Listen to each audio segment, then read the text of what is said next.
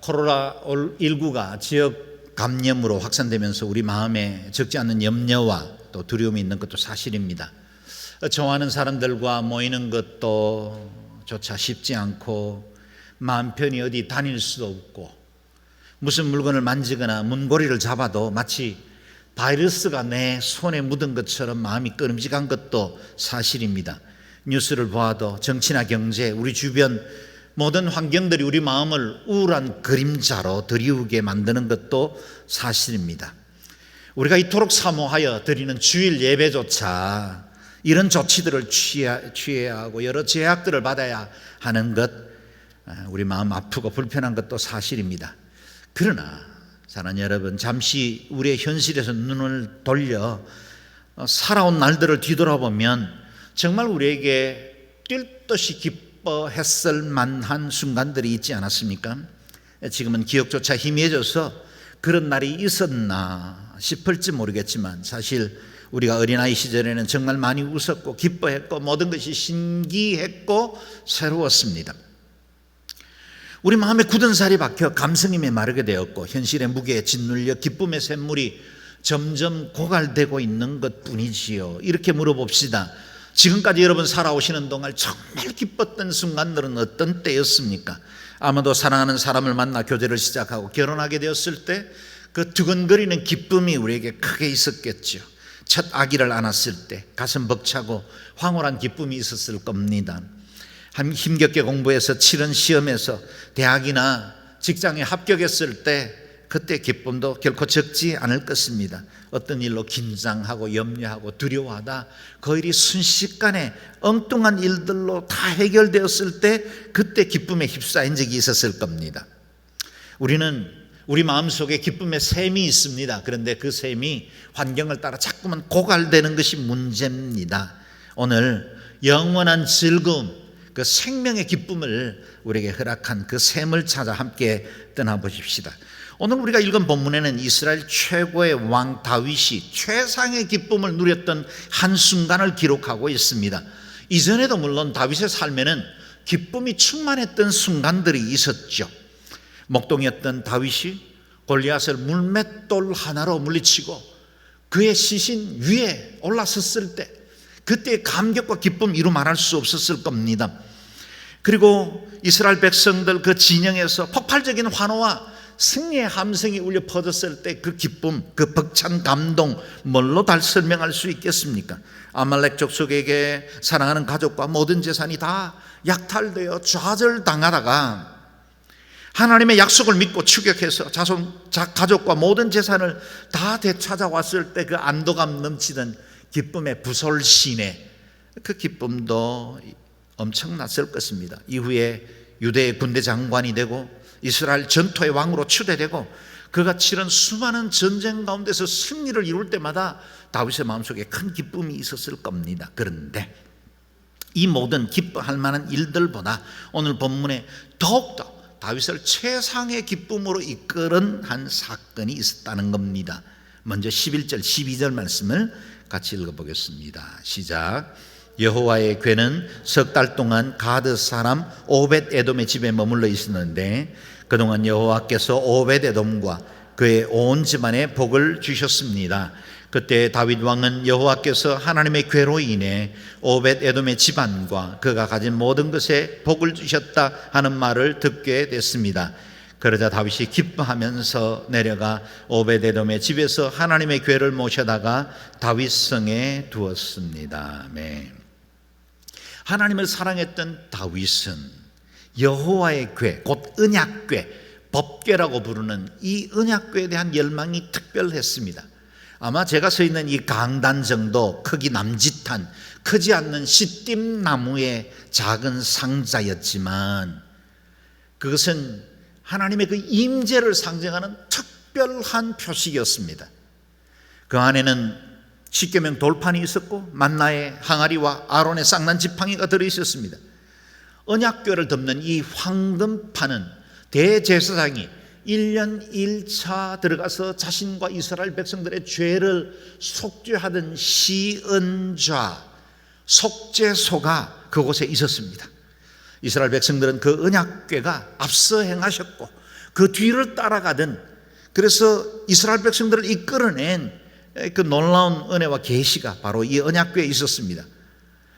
이 언약궤를 통해서 하나님의 영광을 경험할 수 있었고, 하나님의 그 거룩을 경험한 곳도 이곳 하나님의 언약궤였습니다. 임재의 상징이었죠.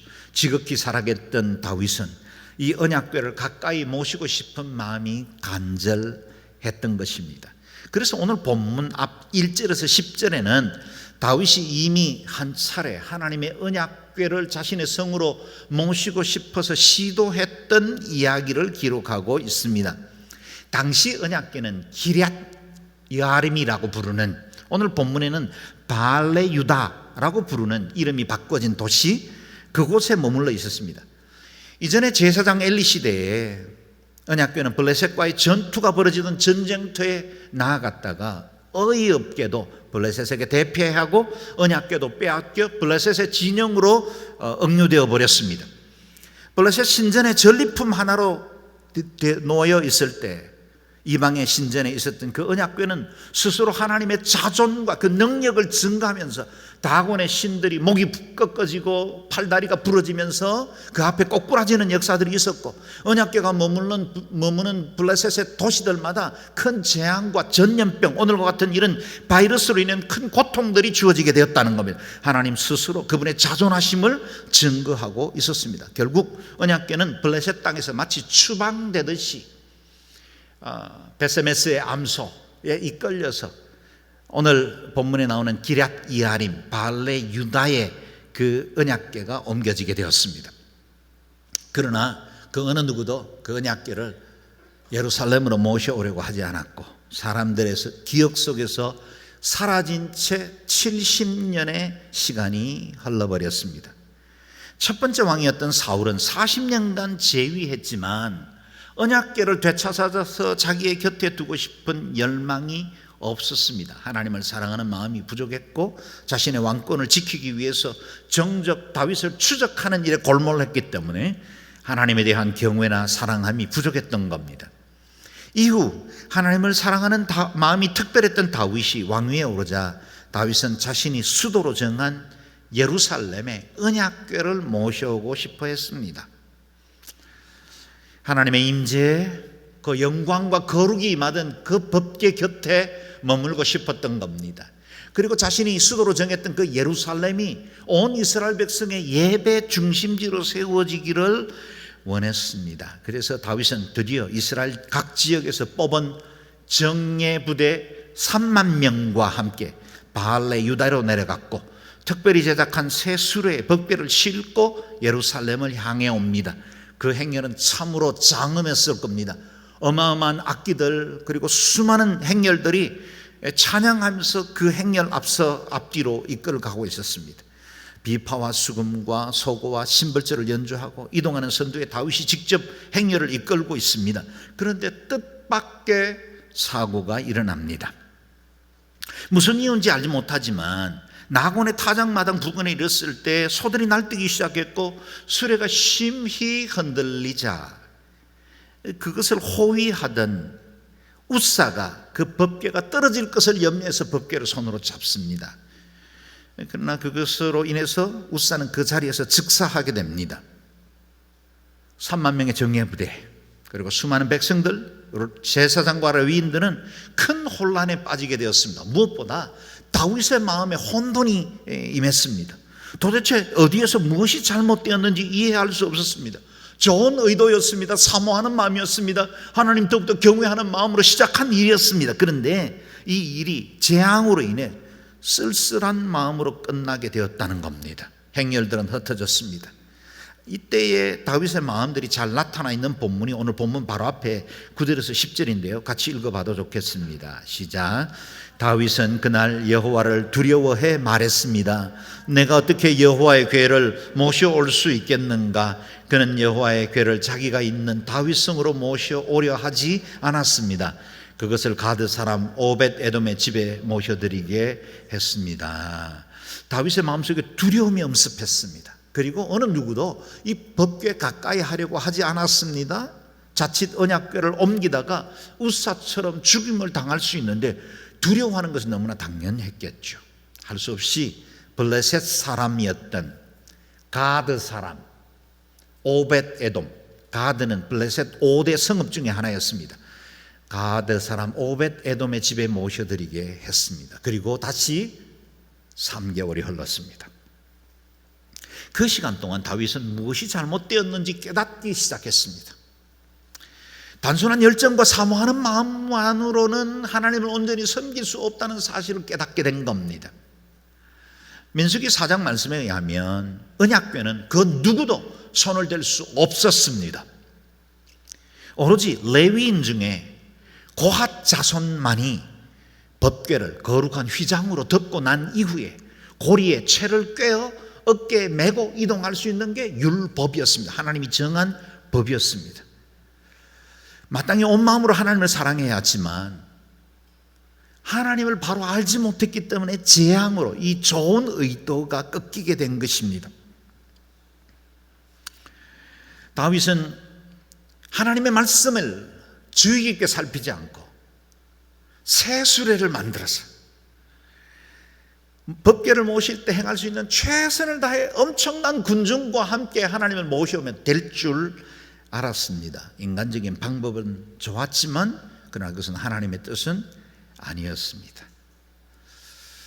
호세아 선지자의 외침대로 여호와를 알자, 힘써 여호와를 알자, 하나님을 더 깊이 알아야만 온전히 하나님의 뜻을 이룰 수 있습니다. 한 달란트 받아 땅에 묻었던 종의 잘못도 주인을 제대로 알지 못했기 때문에 결산의 날에 주인의 노여움을 사게 된 것입니다. 사랑하는 여러분, 하나님을 바로 알아야 합니다. 하나님을 사랑하되 지식에 근거해서 말씀 위에 기반을 두어야 합니다. 그래야 오늘날처럼 이 사회적인 문제가 된 이단 사슬에 빠지지 않을 수 있습니다. 언약궤가 오벳 에돔에 머문 지, 그 집에 머문 지 3개월이 지난 즈음에 다윗은 하나님의 법궤를 모시고 있던 오벳 에돔의 집에 복을 주셨다는 소식을 듣게 되었습니다. 여호와께서 하나님의 궤로 인해 오벳 에돔의 집안과 그가 가진 모든 것에 복을 주셨다는 말씀입니다. 뜻하지 않는 사건으로 뜻밖의 자신의 집에 법궤를 모시게 된 오벳 에돔은 이 일로 생각지도 못한 큰 축복을 받게 되었습니다. 집안도 복받고 그가 가진 모든 소산에도 복을 받았습니다. 오벳 에돔이 가드 사람이라고 말하는 걸 보면 그는 분명히 블레셋 사람이었을 것이고 태생적으로는 언약의 백성이 아니었습니다. 그러나 하나님을 경외하는 사람이 되었고 무엇보다 하나님의 궤를 모시는 특권을 누리게 되었습니다. 그래서 역대상 26장에 보면 고라 자손과 함께 성전의 수문장으로 지켜나가던 사람들이 오벳 에돔의 후손이라 그랬습니다. 오벳 에돔의 자손이 62명인데 다 능력 있고 직무를 잘 감당했다고 성경은 기록하고 있습니다. 언약궤를 모시게 된 이 가정이 복을 받은 것입니다. 그렇습니다. 하나님을 예배하고 주의 전을 사모하는 사람들은 복을 받게 되어 있습니다. 다윗은 기뻐하면서 오벳 에돔의 집에 내려가 하나님의 궤를 자신이 살고 있던 다윗성으로 모시고 왔습니다. 다윗이 이런 재앙으로 인해서 주춤하던 그 믿음의 길, 그 사모하던 길을 회복하게 된 것입니다. 바이러스 때문에 어려움을 겪고 있던 지금의 상황, 그리고 예배나 하나님을 사모하는 그 마음들이 혹시 위축됐다면 오벳 에돔의 집에서 복을 받은 것처럼 여러분 복 받으시길 바랍니다. 그래서 다시 회복되기를 바라고 다시 하나님 사랑하고 그 열망하는 마음들이 깊어지기를 바랍니다. 다윗이 어떻게 여호와의 궤를 모셨는지를 보십시오. 13절 14절 말씀입니다. 시작. 여호와의 궤를 맨 사람들이 6걸음을 갔을 때 다윗은 소와 살찐 양으로 제사를 드렸습니다. 다윗은 배 에봇을 입고 여호와 앞에서 온 힘을 다해 춤을 추었습니다. 다윗과 이스라엘 온 집들이 나팔을 불고 환호하며 여호와의 궤를 모셔왔습니다. 아멘. 이번에는 율법에 기록된 대로 법궤를 모셨습니다. 잘 보십시오. 수레에 실지 않았습니다. 성경에 기록된 대로 제사장들이 어깨에 메고 자신을 거룩하고 성결케 한 이후에 법궤를 옮기기 시작했습니다. 예나 지금이나 바퀴를 이용하면 편합니다. 짐들 카트에 실으면 힘을 10분의 1로 줄일 수 있습니다. 어깨에 매면 늘 불편하죠. 쉽지 않습니다. 그런데요, 신앙생활도 그래요. 바퀴에 수레에 실은 신앙은 편합니다. 쉬울 겁니다. 그러나 어깨에 지는 신앙은 늘 우리에게 부담이 됩니다. 짐입니다. 그러나 그것이 때로는 믿음의 길, 제자들에게는 옳은 길이라는 사실입니다. 우리 예수님께서 마태복음 11장에 수고하고 무거운 짐진 자들아 다 내게로 오라 내가 너희를 쉬게 하리라 말씀하셨지만 바로 이어서 내 멍에를 메고 내게 배우라 라고 말씀하십니다. 주님은 우리에게 멍에를 주십니다. 어깨로 메어야 할 짐이 있습니다. 주님의 십자가를 지고 나를 따르라 하십니다. 모든 것이 편리하고 쉽게 활용할 수 있는 시대이지만, 기술이 발전됐고 문명의 혜택을 누릴 수 있지만, 신앙은 수레에 싣고 이동하는 게 아닙니다. 어깨에 메야 돼요. 십자가 져야 합니다. 고난의 길입니다. 좁은 길입니다. 제자의 길입니다. 쉬운 신앙, easy believism, 경계해야 합니다. 오늘날처럼 이렇게 다원화된 세상 속에 더 경계해야 합니다. 역대상 15장에는 여호와의 궤를 어떻게 옮겼는지 다윗의 명령이 상세하게 기록되어 있습니다. 12절에서 14절인데 제가 읽을 때 여러분 경청하시기를 바랍니다. 자막을 보시죠. 다윗이 그들에게 말했습니다. 너희는 레위 사람의 우두머리다. 너희와 너희 형제 레위 사람은 자신을 거룩하게 하고 이스라엘의 하나님 여호와의 궤를 내가 마련해 둔 장소로 모셔오도록 하라. 여호와께서 우리에게 노해 부딪히신 것은 우리가 하나님의 궤를 옮길 때 처음부터 너희 레위 사람이 어깨에 매지 않았기 때문이었다. 우리가 하나님의 궤를 어떻게 옮겨야 할지 여호와께 그 방법을 먼저 물어보지 않았기 때문이다. 깨닫게 된 거죠. 그러자 제사장들과 레위 사람들은 이스라엘의 하나님 여호와의 궤를 메어 모셔오기 위해 자신의 몸을 거룩하게 했습니다. 아멘. 다윗은 이 웃사 사건을 통해서 하나님을 경외하는 마음을 새롭게 했고, 제사장과 레위인들의 권위와 역할의 중요성을 깨닫게 됩니다. 그리고 자신을 정결케 하지 않으면 아무리 좋은 동기를 가지고 해도 그것이 하나님의 뜻을 어그러뜨릴 수 있다는 사실을 알게 된 겁니다. 먼저 하나님께 물어야 했습니다. 하나님의 말씀에 따라 순종해야 했습니다. 내가 하는 예배, 내가 사모하는 이 주님 말씀에 근거해서 해야 합니다. 이번에는 3만 명의 정예 부대가 호위하는 일도 없었습니다. 이전처럼 큰 축제 행렬도 아니었습니다. 분명 이전보다는 초라하고 조용한 행렬이었음에 틀림이 없습니다. 그럼에도 다윗의 마음은 참으로 기쁨으로 충만해져 있었습니다. 사랑하는 여러분, 예배를 위해서 그 어떤 화려한 장식과 최고의 설비를 갖춘다 하더라도 예배자인 우리가 온전히 하나님 경외하고 사랑하며 말씀의 진리 가운데 서 있지 않으면 그 예배가 온전히 하나님 앞에 올려드리지 않는다는 사실을 늘 기억해야 합니다. 마음을 다한 예배, 영과 진리로 드리는 예배가 참으로 하나님 기뻐하시는 예배입니다. 하나님은 지금도 그런 예배자를 찾고 계십니다. 이 자리가 그런 예배자를 찾는 하나님의 음성을 듣고 하나님 온전히 일평생 그렇게 예배하기를 원합니다. 고백할 수 있기를 바랍니다. 이 자리에 계시든 영상으로 예배를 하든 여러분의 심령 속에 하나님을 경외하는 마음으로 충만케 되는 귀한 날들이 되시기를 주의 이름으로 축원합니다. 다윗이 어떻게 예배자로 나아가는지 보십시오. 여호와의 궤를 맨 사람들이 먼저 첫 6걸음을 옮겼습니다. 그때 다윗은 소와 살찐 양들로 제사를 드렸습니다. 왜 첫 번 6걸음 이후에 제사를 드렸을까요? 분명치는 않습니다. 본문이 이해할 만한 해설을 두지 않습니다. 그러나 우리가 이 말씀을 통해서 추측할 수 있습니다. 법궤를 옮기는 걸음을 하나님께서 정말 인정하시고 이 법궤를 옮기는 일이 하나님께 기뻐하시는지 시험해본 6걸음입니다. 그 6걸음을 조심스럽게 내딛었습니다. 그랬더니 무탈하게 법궤가 이동하기 시작했습니다. 그 일을 확인한 다윗은 하나님 앞에 감사의 제사를 드린 연후에야 이동을 시작한 것입니다. 그만큼 다윗은 하나님의 뜻에 민감해져 있었고 하나님의 뜻에 어긋나지 않으려면 신중에 신중을 기해야 한다는 사실을 깨달았다는 겁니다.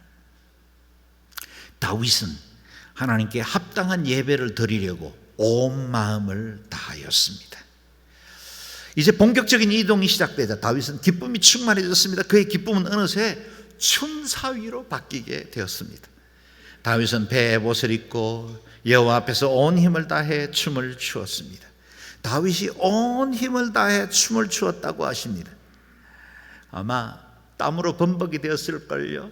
다윗이 할 수 있는 모든 액션들을 다 고백해서 하나님을 찬양하고 높이는 일에 자신을 들였을 겁니다. 하나님을 향한 사랑과 열정이 가슴 밑바닥부터 치고 올라왔고 그것들이 억제할 수 없는 감격과 사랑으로 튀어나온 것이 춤이었습니다. 예배는 이같이 춤추는 일입니다.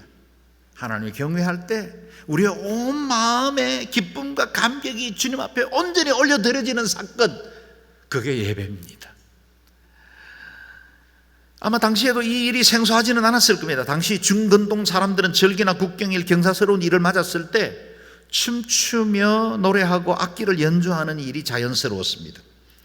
다윗이 오늘 입은 옷을 주목해 보십시오. 왕의 옷이 아닙니다.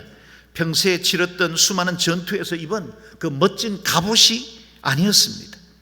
배로 짠 에봇입니다. 아무것도 장식되지 않았습니다.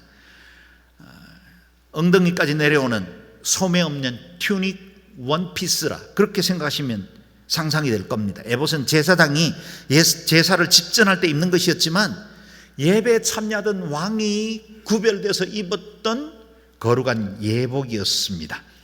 지금 다윗은 왕으로서도 전쟁의 승리자로도 이같이 나아가는 게 아니라 오로지 예배자로 아무것도 장식하지 않는, 아무것도 자랑하지 않는 순전한 예배자로 하나님 앞에 나아온 것입니다. 이 행렬은 다윗의 온 집안과 이스라엘 백성들이 함께 참여하고 나팔 불고 환호하며 온 성이 소리를 지르며 이 법궤 행렬에 함께 했습니다. 이 일은 다윗 성에 있는 모든 백성들에게도 큰 축제가 되었죠. 7절에서 19절 말씀을 같이 읽어보겠습니다. 시작. 여호와의 궤를 모셔다가 다윗이 세우던 장막 가운데 미리 준비해 놓은 자리에 두고 다윗은 여호와 앞에 번제와 화목제를 드렸습니다. 다윗은 번제와 화목제를 드리고 난 뒤 전능하신 여호와의 이름으로 백성들을 축복했습니다. 그리고 남녀를 가리지 않고 온 이스라엘 사람들에게 각각 빵 한 덩이와 고기 한 조각과 금포도 한 덩이씩을 주었습니다. 그 후 백성들은 모두 각각 자기 집으로 돌아갔습니다. 아멘. 여호와의 궤를 원하던 다윗의 장막 아래 모셔둔 이후에 하나님 앞에 다시 번제와 화목제, 감사의 제사를 드렸습니다.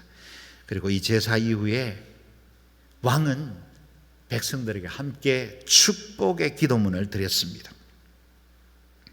그리고 난 뒤에 남녀를 가리지 않고 온 이스라엘 백성들에게 빵 한 덩이, 고기 한 조각, 건포도 한 덩이씩, 요즘으로 보면 그리 크지 않는 물건 같지만 당시에 음식이 귀했던 때에는 이런 것들은 귀한 선물이 되었죠.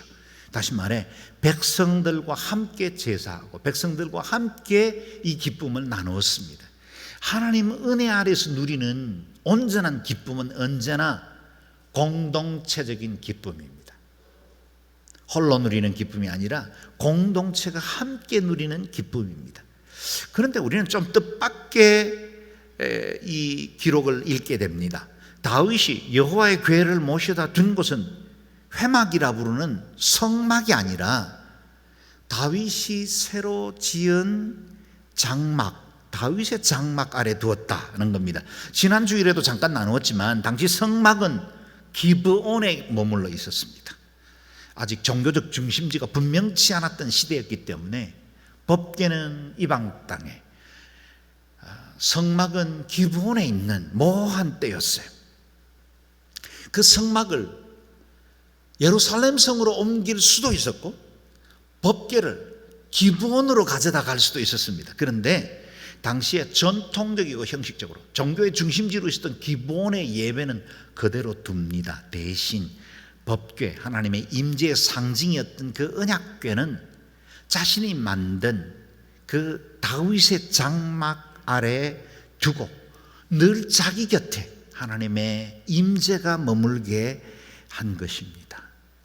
예배가 삶의 중심이 되었습니다. 이후에도 예루살렘에 솔로몬 성전이 세워지기까지 약 40년간 다윗의 장막은 매일매일 드려지는 일상의 예배로 다윗과 함께 했습니다. 이 다윗의 장막은 장차 곧 이 땅에 오시는 메시아를 상징하는 구원을 회복하는 그와 같은 표가 되었습니다. 이 다윗의 장막을 통해 이 땅에 다시 오실 메시아, 무너진 다윗의 장막을 수축하고 회복할 이야기가 아모스서에도 예언되었고, 사도행전에 사도 야고보에게 또 그 메시지를 통해서, 예수님의 동생 야고보의 메시지를 통해서 무너진 다윗의 장막을 회복할 날이 올 것이고 그것이 지금 임했고 그것이 온 세상 가운데 구원을 전파하는 일이 되었다는 상징이 되었다는 겁니다. 다윗은 언약궤가 자신의 성으로 들어오는 것을 마치 여호와의 강림으로 여겼습니다. 장차 오실 그리스도, 이 땅에 오실 메시아가 마치 자신의 심령에 오는 것처럼 너무나 기쁨과 감사로 맞이하고 있습니다. 그래서 다윗은 온몸으로 찬양하며 춤추고 이 영광을 맞이하고 있습니다. 그러다 보니 제대로 온 매무새를 챙기지 못한 것 같습니다. 당시 축제 때 춤추며 뛰어논 것처럼 다윗은 속살이 드러나는 것조차 아랑곳하지 않고 하나님 앞에 온 마음으로 예배하고 즐거워하고 있었어요. 그리고 그것을 지켜보는 아내 미갈에게는 수치처럼 여기게 되었다는 겁니다. 16절과 20절을 이어서 읽어보겠습니다. 시작. 여호와의 궤가 다윗성에 들어올 때 사울의 딸 미갈이 창문으로 내려다보고 있었습니다. 미갈은 다윗 왕이 여호와 앞에서 껑충껑충 뛰며 춤추는 것을 보고 마음속으로 비웃었습니다. 다윗이 자기 가족을 축복하려고 집에 돌아왔습니다. 그때 사울의 딸 미갈이 나와 다윗을 맞으며 말했습니다. 오늘 이스라엘 왕이 정말 볼만하시더군요. 신하의 계집종들 앞에서 몸을 드러내시다니요. 미갈을 소개하면서 다윗의 아내라 부르지 않고 사울의 딸이라고 부른 것에 주목해 보십시오. 예배자 다윗과는 너무나 마음이 멀어져 있는 거저 사울의 딸인 채로 남아있는 미갈이다라고 표현한 것입니다. 만약 남편이 이토록 기뻐하고 즐거워하는 일이라면 아내 된 자는 마땅히 함께 그 군중들과 함께 내려가야죠. 거기서 함께 백성들과 함께 축제하고 기뻐하고 감사함으로 맞이해야죠. 그런데 자기 방에서 한 걸음도 움직이지 않은 채로 성밖 창문으로 내려다보며 비웃고 있었다라는 겁니다. 미갈의 아버지 사울이 그랬던 것처럼 그녀도 언약궤, 하나님의 임재를 귀한 것으로 여기지 않았습니다.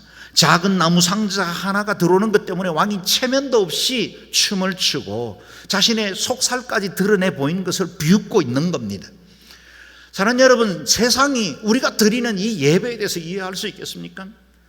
요즘처럼 국무총리가 특별 담화를 발표하는데도 예배실로 꼭 모여야 하는 당신들의 열심에 대해서 세상 사람들이 이해나 할 수 있겠습니까? 우리 안에 있는 이 예배의 기쁨, 나무 상자처럼 보일 겁니다. 세상이라는 창으로 내려다보는 동안, 구경꾼으로 우리를 보는 동안에는 결코 우리의 예배의 이 소중함과 우리가 얼마나 하나님을 사모하고 그리고 온전한 마음으로 예배하고 싶어하는 그것들을 세상은 결코 알지 못할 거예요. 그러나 우리는 압니다. 이 예배를 통해서 우리는 하나님의 영광과 거룩을 경험하고 이를 통해서 하나님과 교제하는 놀라운 기쁨을 누립니다. 물론 미갈의 상처를 이해 못하는 것 아닙니다. 미갈은 아버지 사울이 다윗이 골리앗을 물리치자 자기의 사위로 삼겠다고 말하면서 첫 번째 딸 메랍을 주기로 했습니다. 그러나 메랍을 다른 사람에게 시집 보내고 둘째 딸 미갈을 대신 보냅니다. 이미 미갈은 결혼한 상태였습니다. 전 남편 발디엘이 있었지만 이 상처의 아픔을 무시하고 미갈을 다윗에게 보냈습니다. 처음부터 삐걱거리는 사랑이었습니다. 또한 공주로 자랐던 미갈이 목동 출신의 다윗에게 시집가게 된 것도 그녀의 엘리트 의식에 상처를 준 것임에 틀림이 없습니다. 간혹씩 믿음의 공동체 안에도 엘리트 의식을 가진 사람들이 있습니다. 서로를 존중하고 귀히 여겨야 하는데 그 각 사람들이 가지고 있는 신앙적인 행태나 예배 방법에 대해서 비웃고 자신이 가지고 있는 기준을 가지고 다른 사람을 판단하는 분들이 없지 않다는 겁니다. 무엇보다 미갈에게는 하나님께 대한 온전한 사랑이 없습니다. 영적인 것을 귀하게 여기지 않았으니 남편의 행동이 이해할 수 없는 수치스러운 것으로밖에 보이지 않겠죠. 오늘날 너무나 많은 사람들이 미갈 신드롬에 사로잡혀 있는 것 아니겠습니까? 하나님 앞에서도 내 스타일 너무나 중요하게 여깁니다. 우리가 얼마나 품이 있길래, 얼마나 대단한 인생을 살았길래 하나님 앞에 예배하는, 전능하신 그 주님 앞에 찬양하는 이 감격과 은혜의 고백들을 무시한단 말입니까? 조롱할 수 있단 말입니까? 거기다 우리는 유교식 체면 문화에 오랫동안 젖어 있었기 때문에 박수치거나 손을 들거나 열정적으로 찬양하는 것에 대해서 불편해하는 분들도 없지 않습니다. 그러나 여러분, 성경의 예배로 돌아가야 합니다. 온누리 예배가 절대적이지 않습니다. 우리가 모델 삼을 만한 어떤 교회들이 특별해서가 아닙니다. 성경의 예배로 돌아가야 합니다. 성경의 예배는 그야말로 생동감이 넘치는 예배였습니다. 하나님을 찬양하는 일에 우리의 믿음의 선배들은 결코 품위를 지키지 않았습니다. 손뼉치고 춤추고 환호성을 외치고 여호와 이름을 높이며 찬양했습니다. 당시 모든 악기들을 다 동원해서. 드럼 치는 게 불편하세요? 혹시 전자기타가 예배하는 것에 우리에게 마음에 어려움을 주는 분들이 계십니까? 여러분, 만약에 다윗 시대라면 지금의 모든 악기들을 다 동원했을 거예요. 하나님을 찬양할 수 있다면 뭐가 제한되겠습니까?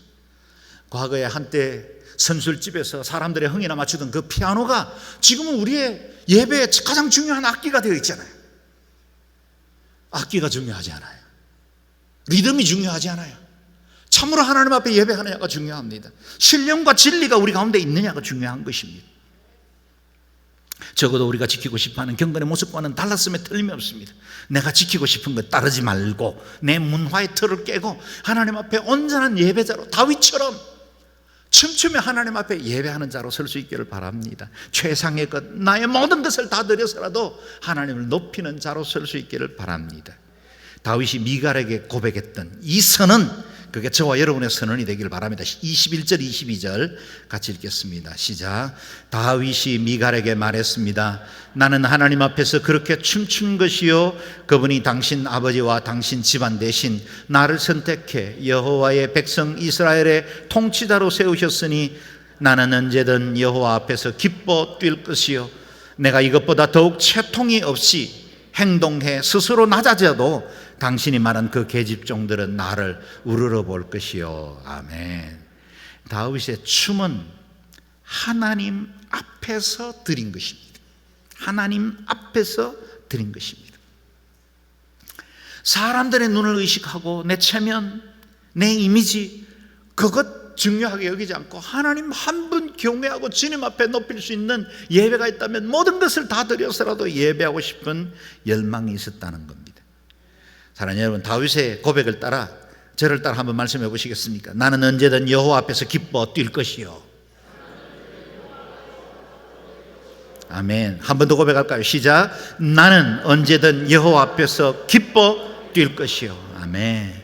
내가 천하게 보일지라도, 사람들에게 혹 조롱이 된다 할지라도, 저기 창문 위에서 내려보는 구경꾼의 예배가 아니라 그 현장에 들어가 법궤의 임재 앞에서 함께 찬양하고 영광을 돌리고 기쁨과 감사로 예배하는 저와 여러분 일평생의 신실한 예배자 되기를 주의 이름으로 축원합니다. 아멘. 기도하겠습니다.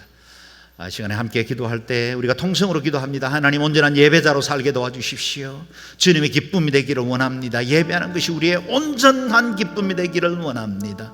하나님 앞에 우리의 전 존재를 드려 일평생 예배하는 자로 살게 하여 주옵소서. 또 이어서 기도할 때 우리가 지금 이 코로나 바이러스로 인해서 고통당하고 있는 이 나라의 민족, 이 세계를 주님 속히 치유하시고 회복시켜 주옵소서. 우리의 죄를 돌아보고 우리가 더욱더 겸비하여 주님 앞에 자복하고 죄에 가까이 했던 우리의 헛된 마음들을 정말 바이러스를 두려워한 마음처럼 우리가 다시 한번 우리 죄에 대해서 민감할 수 있도록 도와주시고 죄를 미워하는 자로 세워질 수 있도록 도우셔서 온전히 예배하는 자로 세워지게 도와주옵소서. 또 지금 감염된 이들, 감염된 가족들, 또 이들을 돌보고 있는 의료진들, 또 중국교회와 중국땅 여러 기도의 제목들이 많지요. 우리가 이 시간에 한번 기도할 때 이 모든 기도의 제목들을 주님 앞에 의탁하며 하나님 앞에 올려드리겠습니다. 함께 기도합니다.